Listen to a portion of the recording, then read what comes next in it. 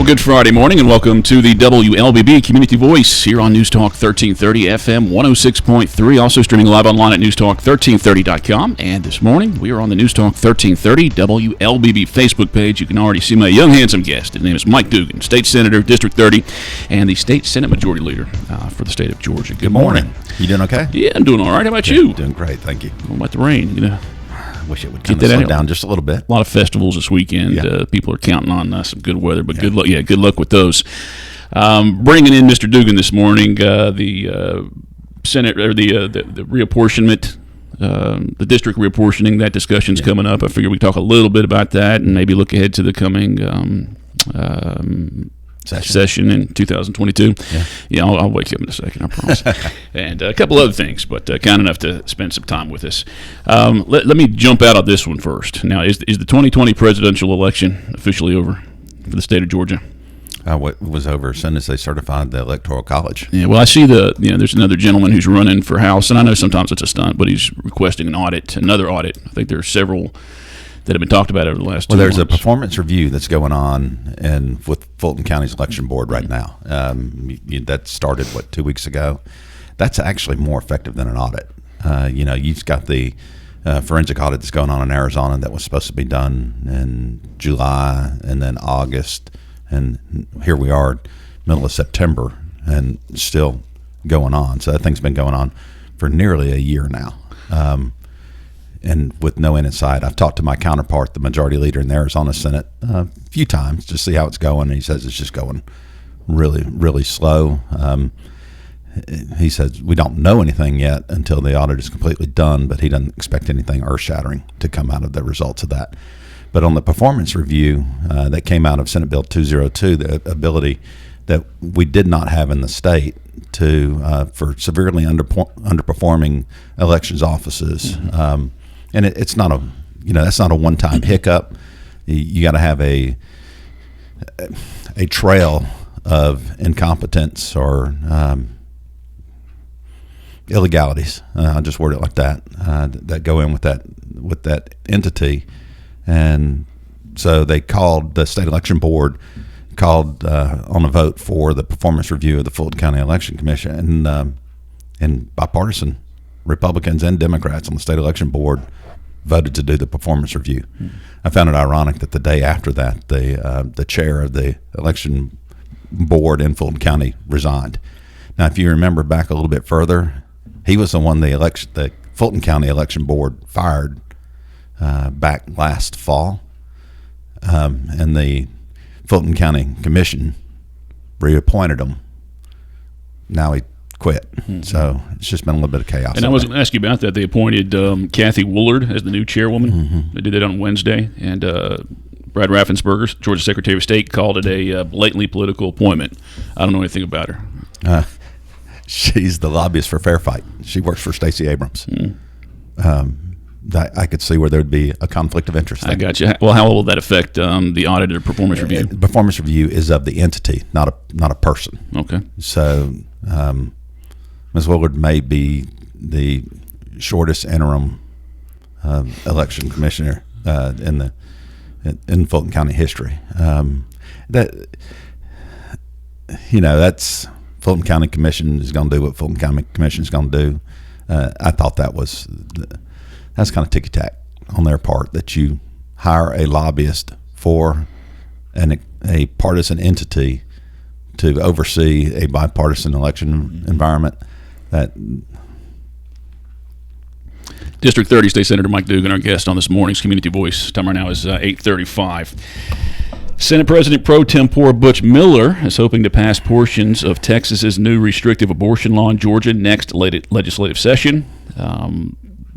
Texas's law, one of the things that is getting the most attention is the law allows private citizens to sue anyone involved in facilitating abortions.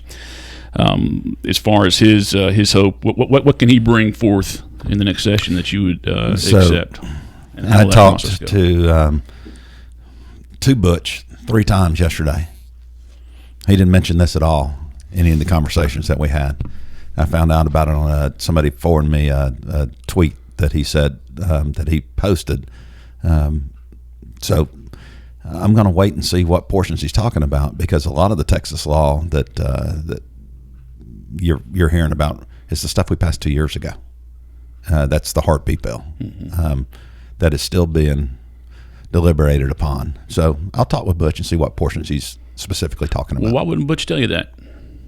Butch is running for He is running a higher office. Yeah, you're right. Ever-increasing fees at the university system of Georgia's 26 colleges and universities are charging what students are being charged, are making it harder to afford a college education in the Peach State. That's the picture being painted. There's a Senate committee right now studying that. Yeah. I sat on that committee the other day. I'm not a member of that study committee, but I was just curious as to what was going on. And I looked at all I've got, matter of fact, if I'd known you were going to ask that, I've got the breakdown by campus of every fee in the state in the truck out there. So we could have gone line by line. Been a quick show this morning. A few years ago, excuse me, during some of our budget downfall, we reduced the percentage of money that we sent to the university system. They turned around and made up for that decrease with fees. Now, they have to get approval of the fees through the university system, the Board of Regents, before they can raise anything. But we felt they were going up to a point where we said, look, we need to weigh in on this a little bit, at least do an evaluation. Some of the stuff they don't have a choice with. I mean, some of the fees are fees. And if you have a lab fee for a specific class, they've been around since the university system has been around. So those are not things, but it's the other ones, the transportation fee, the parking fee, that you start looking through them, and those things add up to about $2,000 a semester in some campuses. So it was, we thought the time was right to go back and look and make sure that we're doing this as responsibly as we possibly can. The committee, they'll talk through the fall, maybe have sessions, and then do you see it being brought forth to discuss any legislation in the next year? I'm pretty sure there's going to be some form of legislation that comes through on it. Georgia Secretary of State Brad Raffensperger continued his push for a constitutional amendment to ban non-citizen voting. He signed his name to that new petition, and I believe only citizens can sign it. I think that's only residents of Georgia can sign it, and maybe no political figures. It was something extra on there, but I think the state law already prohibits that. What's the purpose of this? No, state law is a little bit ambiguous in it. It says citizens can vote. It doesn't say only citizens can vote. It doesn't say there's a difference there. And when you're writing any piece of legislation or any bill, there's mays, shalls, cans, wills, and just those simple words change the whole complexion of what the meaning of the bill is. I talked with Secretary Raffensperger's office on Wednesday. They told me this was coming. They told me the rationale behind it was, and it's not statewide, it's in the municipalities. Each municipality could feasibly say non-citizens can vote in municipal elections. And the secretary feels strongly that, no, you ought to be a citizen of the U.S. and a citizen of Georgia, and somebody who lives in the area in which the vote is going to be taken before you can vote.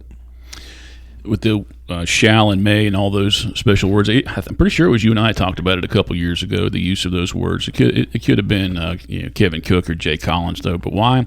Since we all know those are put in there, I mean, it does feel like the intention is to make it ambiguous and something we've got to worry about later. It's not ambiguous. It's the intent. May is permissive. May is you have the ability to do this. Shall is you will do this. So sometimes. Why can't you just say you will do this? Because sometimes you want different areas to have the flexibility to do what's that's more appropriate for their specific area. Like if I'm going to Atlanta, there'll be some things that Atlanta's different than Ocilla, Georgia. There's going to be, so you would throw a may in there for something that's more general in nature, and if you want something that's more specific, that you say this is the standard. That's going to be regardless of size of town, size of county, where you live, rural, urban, suburban, you're going to abide by this specific thing, then it's a shall. Time right now is 8:40. This is the WLBB Community Voice program on News Talk 1330 FM 106.3. My guest this morning is District 30 State Senator Mike Dugan. He is the State Senate Majority Leader. And we'll take our first break. If you have any questions or comments, feel free to post those on the News Talk 1330 Facebook page, and I'll take a look at some of those during our break and come back and can continue our conversation with Mr. Dugan. More after this. Health is a journey. It's making better choices, even when it's not easy. It's taking care of yourself and the people you love. At Tanner Health System, we're there for you with every step, with primary care, heart care, cancer care, women's care, orthopedics, surgical services, and so much more. We're dedicated to helping you live and feel your best. So let's get on that journey to health. You've got places to be for many years to come. Find us at tanner.org. At Oak Mountain Academy, our academic excellence shines through innovation and a personalized educational experience.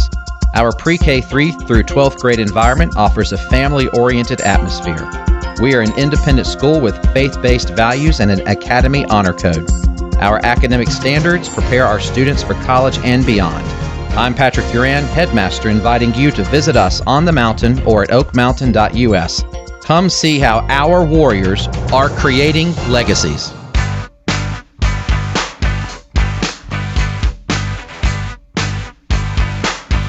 8:42. Good Friday morning. This is the WLBB Community Voice on News Talk 1330 FM 106.3. Streaming live online at newstalk1330.com. And we are on the News Talk 1330 WLBB Facebook page this morning. I'm Colin Worthington, and my guest is Mike Dugan, State Senate Majority Leader. He is the Senate representative for District 30, covers a good portion of Carroll County and Douglas County, a little bit of Paulding County as well. I described that proper. Let me look back at some stuff that's gone on over the last couple of years. Georgia did approve a limited medical marijuana bill in 2019, but the program, I believe there's some things that were supposed to be completed by August 1st, and it seems like it's getting slow to kick off the ground. What are we lacking? The grow facilities. You had two big and four little grow facilities that would be placed around the state. They're all indoor facilities. They're all heavily guarded. Even the plants have some kind of coating in there where you know exactly where this plant came from. Wow. They're low THC, and I don't want to get back into the whole THC versus CBD and the hallucinogenic traits of both. CBD obviously doesn't have it. THC does. The higher the CBD, the lower the THC. The two can't coexist in the same plant at equal levels. So one is the dominant breakdown in there. So those licenses have been awarded. They were awarded a month and a half ago. I know that there was an appeal. So they're going through the appeal process right now. But the appeal is from people who did not get awarded. Okay. They had, and forgive me if I mess this number up, but there was 47 different applications for to be able to have the ability to be one of these facilities. Obviously, there were some people that were upset that they didn't get it. Sure. So that's where we are in the process. There was a discussion for a daylight savings time bill last year, and I believe the Senate approved it and the House approved it, but that takes more to move that one out. Yeah, if we wanted to stick to standard time, we can do that as a state. We can just go in and say we're staying on standard time. The push was that there was a lot of people that wanted to stay on daylight savings time. We can't just do that as a state. That takes federal approval. And so we passed that and there is a bill going on at the federal level to allow states to do that. And if that bill passes, then what this bill did was says we will automatically stay on daylight savings time. We will shift to that and pass. So we're still flopping back and forth right now. But if that did pass, what benefit would it bring us? I can see it, like it at one time of year, but maybe not so much the next time of year. The thought process is, and I'm afraid that it'll be a little bit misleading. People see daylight savings time during the warm weather months, and they assume that you're going to get that much all year round. And obviously the Earth's rotation on its axis and the tilt and all that is going to prevent that from happening. But they just want more daylight early part of the day or later part of the day, and they just see this as the way to do it. Time right now is 8:45. Our guest this morning, Mike Dugan, District 30 State Senator. Redistricting, that's coming up. Is it October when you guys have the special session? Probably 1st of November, first little bit of November. Okay, well, what? Explain that process. Okay. I mean, it happens, after Everybody census. we got the first census numbers months ago now. Those were, and everybody goes, well, why didn't you just go ahead and start? That's just the number of people in the state. That's not where they are in the state. That's not, you can't break it down enough that you could do the job of redistricting at that point. We have a second batch of numbers that it further refines them. So we have an idea of regions of the state. The third batch of numbers comes September the 30th. And September the 30th, we will have down to neighborhoods how the numbers are.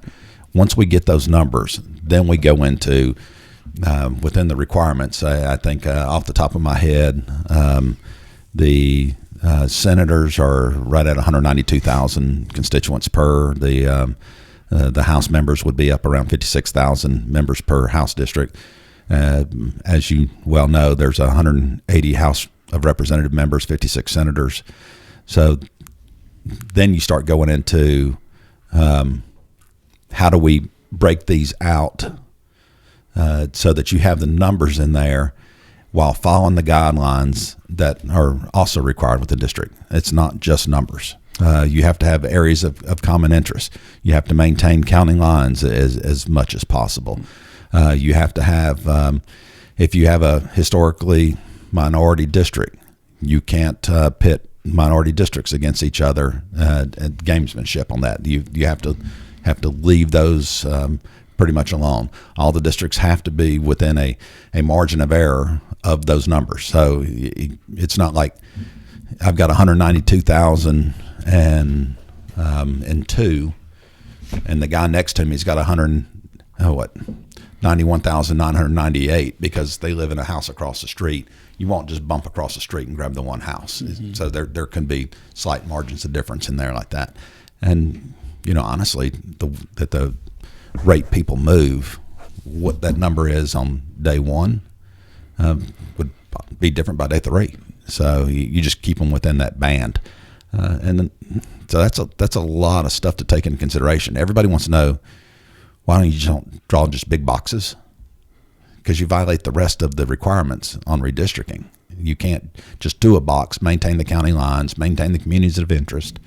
We went around the state with the listening committee for redistricting and reapportionment. And, can I tell the difference between the two to your listeners? Yeah, please. Because everybody talks about reapportionment and redistricting like they're the same thing, and they're related. They're not the same. Reapportionment is done at the federal level and decides how many members of Congress you're going to have. You're going to have 2 senators, but based off population, how many House members do you get?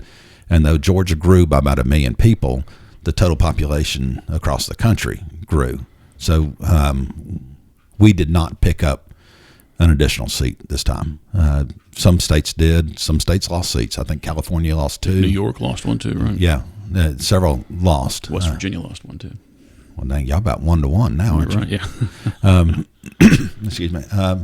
So that's reapportionment. Redistricting is done in the state, and it'll be Senate seats. It'll be congressional seats of where they'll be, not how many, but where they'll be. House seats. It goes down to school board level. Yeah, does it go lower than school board? Yes. It goes to every place around the. But I guess if there are any changes to be made, like in whose ward is whose, I mean, that would be up to the city to make that decision. Yeah, but you got to take those numbers and reapply where it's supposed to go. Mm-hmm. And how much? I guess I have this image of starting out just kind of hitting a button, and it'll create the pictures and say, all right, you got 191,000 in these districts as close as you can. But then how much leeway do Republicans are the majority here? So Mm-hmm. how much leeway do you have to change things? I mean, to benefit, say, a senator or a House representative, to if they see their district changing. Let me use like Douglas County, for example, and not because you have a portion of it, but Douglas County, if starting to build up to be Democrat, how much can you change that to say, you know what, a lot of Democrats in here. Let me let me move that out of my district and push it on the new guy. According to the Supreme Court decision, there is some leeway. That is not what we're doing. Again, that is one facet of tools that you can use. The requirement on the other one would kind of prevent you from taking that too far. You know, what we're not going to do is carve a county up to weaken each other against them. That's just, it wouldn't survive a court challenge, and that's not us to start with. You'll lose territory, though. I mean, you will, in particular, right? I mean, the size of your district will get smaller this time. You think? No, not based on more population. No, it's so it was. I've gone up by about 10,000 people since the last census, so it'll be pretty comparable. 8:52. We're going to take our final break on this morning's Community Voice program and conclude our program with State Senator Mike Dugan, District 30 representative, also the State Senate Majority Leader. I will look one more time on the News Talk 1330 Facebook page for any questions or comments for this morning's program. We will be back in 1 minute. Health is a journey. It's making better choices, even when it's not easy. It's taking care of yourself and the people you love. At Tanner Health System, we're there for you with every step, with primary care, heart care, cancer care, women's care, orthopedics, surgical services, and so much more. We're dedicated to helping you live and feel your best. So let's get on that journey to health. You've got places to be for many years to come. Find us at tanner.org. As a graduate of Oak Mountain Academy, I've found that my experience on the mountain prepared me beyond all expectations. As a junior at Auburn University, I approached my studies with great confidence thanks to what I learned at OMA. When I think back on my time on the mountain, I think of my teachers. Their genuine love and concern for me as a student was always evident, and now, as an adult, I still foster those relationships. I'm Carly Robinson, an Oak Mountain Academy alum. Visit oakmountain.us to see how you can offer your child an amazing opportunity to be a warrior.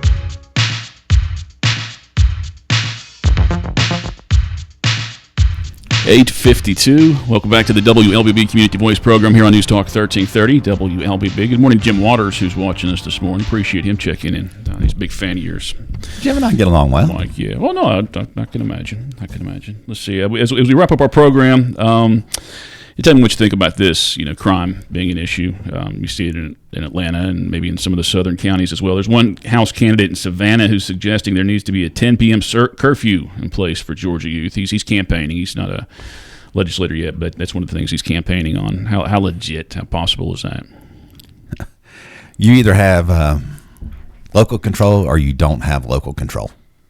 And anybody that says there ought to be a statewide mandate on something for any given city or county, where does that stop? Do you want me to just run every facet of your life from Atlanta? And then if that happens, why do we get mad if we say, well, DC's, why don't we just let them run everything? So I think that's a campaign rhetoric thing that has no place in reality. Sorry if I'm coming across. He's a Republican, by the way. I don't care. I'm just kidding. I don't care. Yeah. It's I trust the people that are elected at the lowest levels to make the right decisions for their communities. Speaking of mandates, let's talk a little bit about the potential vaccination mandate. OSHA is going to look into possibly making a vaccination mandate for businesses, 100. At least 100 employees. And again, that's a federal thing. How do you see that working or not working on the state level? So I'm gonna make everybody mad on this one because I am pro-vaccine. I've had both COVID and I've had the vaccine. I think that the vaccine has been proven effective. I've seen the stuff that's on social media about the negative side of it.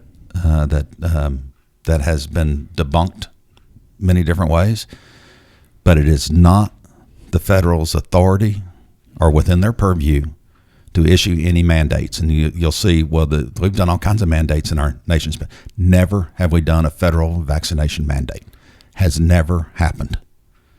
So to have a person sitting in a chair without approval from the elected representation from each state to just come forward and say, we are going to do this, is a major, major overreach that has potentially significant consequences on stuff other than vaccines going into the future.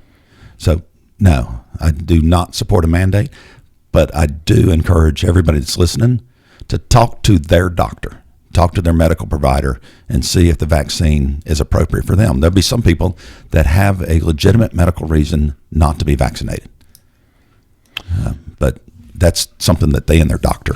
Well, this new session, 2022 session, what month is this? September. It starts in about 4 months.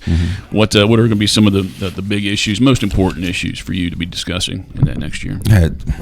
Same things that we hit fairly often. You'll hit the education stuff that impacts education. We have talked before about a slight modification that we're looking at to the K-12 teacher retirement system, where you got non-traditional teachers coming in that start later in life, other than not the typical 20-year-old coming out of college, but people that have gone into and had some work experience in a different field and come in. So they bring part of their retirement from a different area with them. We think they ought to be able to buy that into their teacher retirement system. So it's not, they're not having to wait till they're 75 years old to retire from teaching. They've accrued it, they've earned it. They ought to be able to use it in conjunction with their teacher retirement system. So that will be one. And it is an election year. And I'm excited to see all the great ideas that come up during an election year that move the state forward. There'll be, the ones I've heard about. It looks like there will be constitutional carry bills that come out. There'll be tighter enforcement on social media bills that come out. There'll be health care bills that come out. We didn't even talk about the healthcare study committees. There'll be stuff that comes out with the higher ed system from the fee structure. There'll be the exciting year, and it's got to be done this year, or it's dead. Since the elections bill came out, since it was approved last year, has your perspective on that changed at all? Have you seen a different view, or maybe got an opinion from somebody that made you think a little different about it? No, and considering the first federal court challenge, the only thing it said was, no, we think you ought to be able to take a picture of your ballot. That's First Amendment. Out of 98 pages, broad sweeping bill that covered a lot of areas that made it easier to vote, harder to cheat. The only thing it came out with on the federal court decision was you can take a picture of your ballot. I can live with that. There's another court case that's going on against the Fulton County system now. And we should have, I think it was September 21st is the last I heard, when they anticipate reconvening, and they should have a decision within 48 hours after that. So we'll see where that goes. Wow. Time right now is 8:59. Our guest has been Mike Dugan, District 30 State Senator. Appreciate you coming in this morning. Appreciate you having me. Glad you stayed awake through this. I'm glad. I could have put you to sleep this morning. Hopefully you at home, I didn't put you to sleep this morning. Got to get you some coffee, man. Yeah, no kidding. All right, guys. Have a great weekend. And tune back into Monday morning at 8:30 for the WLBB Community Voice here on News Talk 1330, FM 106.3. Have a great weekend.